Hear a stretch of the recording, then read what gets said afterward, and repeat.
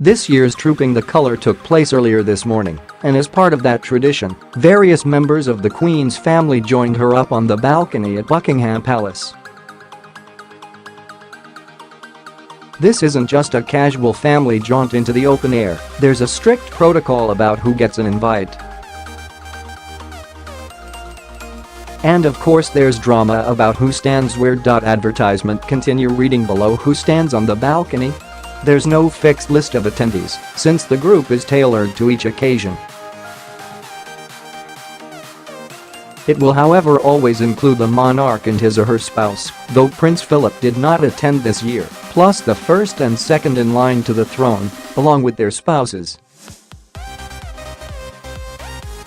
One steadfast rule is the familiar no ring, no bring, so no boyfriends or girlfriends allowed. See who was up on the balcony this year below. Advertisement. Continue reading below. Who started the tradition? As with many recent royal practices, this one was started by Queen Victoria.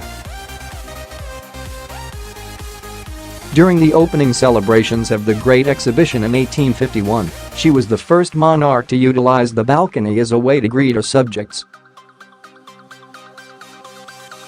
7 years later, she also instigated the family going out onto the balcony to acknowledge the crowds who had gathered for the wedding of her daughter Princess Victoria, and an iconic royal wedding tradition was born. The royal family following George V's coronation.In the front on the left is a young Princess Elizabeth next to her sister, Margaret. Getty Images Advertisement. Continue reading below. Advertisement. Continue reading below. Who stands where? The Queen usually stands in the center of the balcony, unless it's a royal wedding, in which case the bride and groom take center stage. There are no designated spots for the different members of the family, so it's not a case of Prince Charles always being on the left or Prince William always on the right, but on most occasions the first and second in line to the throne, Charles and William, plus their wives and children, will always be grouped around the Queen. On which occasions do the family appear? The most regular, and the one with the largest group, is Trooping the Colour, the annual celebration of the sovereign's birthday, which is always held on a Saturday in June. After the Queen inspects her troops, she and her family process in carriages back to Buckingham Palace, where they make their traditional balcony appearance. Invitees include descendants of the Queen, her sister and her cousins, plus their spouses. The group often tips the 30-plus mark, and for the Queen's 90th birthday in 2016, there were over 40 family members gathered. Advertisement. Continue reading below. Weddings. Ever since the wedding of Princess Victoria in 1858, it has been customary for royal brides and grooms to acknowledge the crowds below. The image of kissing newlyweds on the balcony has become so iconic, it is perhaps surprising to note that it has only happened on 3 occasions. Prince Charles and Lady Diana Spencer were the first to kiss for the crowds, followed by Prince Andrew and Sarah Ferguson, who joked around pretending they didn't hear the request before obliging.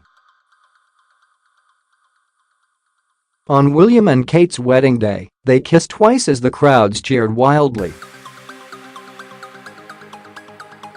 Will and Kate on their wedding day. Getty Images Advertisement. Continue reading below. Advertisement. Continue reading below. Not all royal couples end up on the balcony on their wedding day though, as some marry outside London. Prince Edward, Peter Phillips, and most recently Prince Harry chose to get married in St. George's Chapel, Windsor Castle, and Zara Phillips' wedding took place in Holyrood Abbey, Edinburgh. Jubilee's major anniversary of the monarch's coronation always ensure a little balcony action, but with a far smaller group. For the Queen's Silver Jubilee in 1977, which marked 25 years on the throne, there were just 9 people present: the Queen, her husband, their 4 children, and her mother, sister, and cousin.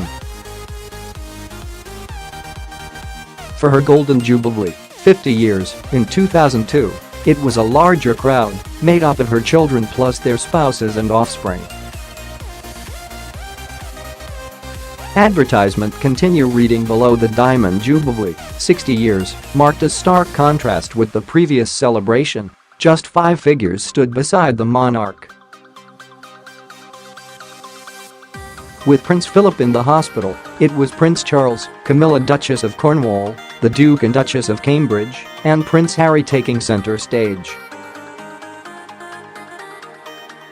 The message was clear. Here was the stripped-down future of the royal family.The Queen on the balcony alongside Charles and Camilla, William, Kate, and Harry at her Diamond Jubilee in 2012.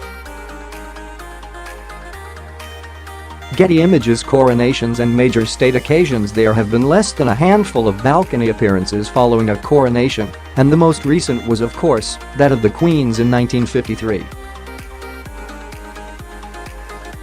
She appeared on a jam-packed balcony with her attendants and her family, including a young Prince Charles. She was also present for her father King George V's coronation appearance when she was 11.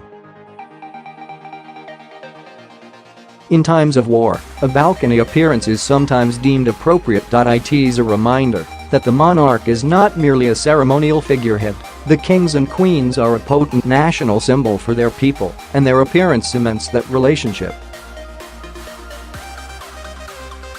Advertisement. Continue reading below. Advertisement. Continue reading below. On August 4, 1914, when the UK officially went to war with Germany, King George V was called out onto the balcony 3 times by the crowds below, who were looking for reassurance from their head of state. Prime Minister Churchill with the royal family on the balcony. Getty Images. To commemorate the end of World War II, Prime Minister Winston Churchill appeared alongside the King and Queen and their daughters, Princess Elizabeth and Princess Margaret. The family made 8 appearances throughout the day, and during the final one, Elizabeth and Margaret slipped into the crowd to experience the celebrations with everyone else.